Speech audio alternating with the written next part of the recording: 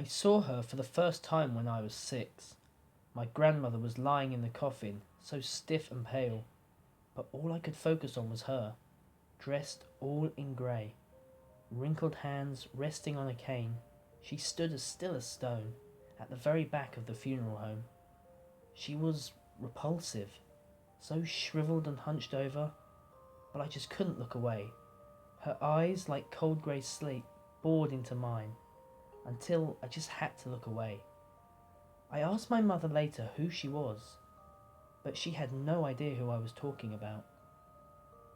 I saw her next at the funeral of an aunt a year later, standing in the corner of the room. I grabbed my brother and pointed to her, and hissed to him, "Who is she?"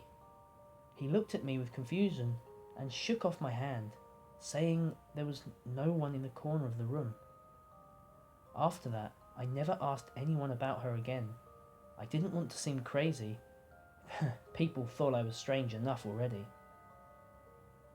They called me cold and robotic. I couldn't feel things like other people. I grew up, I got married, had kids even. But even so, I could never comprehend the passion others seemed to feel so easily. But as the years went by, I kept seeing her, and things started to change. Firstly, she looked different every time. Younger, more beautiful. When I was 20, I started thinking that she was pretty.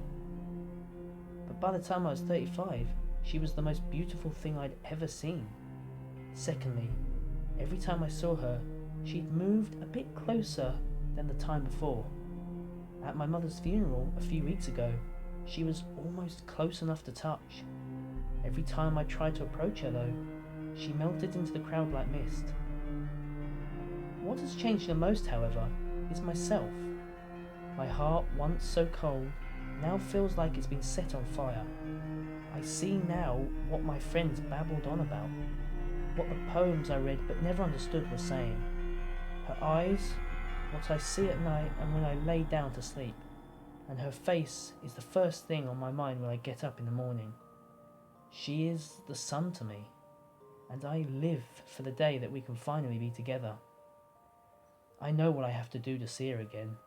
Now, as I sit on my lawn and listen to the roar of the fire consuming my house, and hear the screams of my family trapped inside, I smile, because I'll be seeing her again soon, and this time I know she'll stay.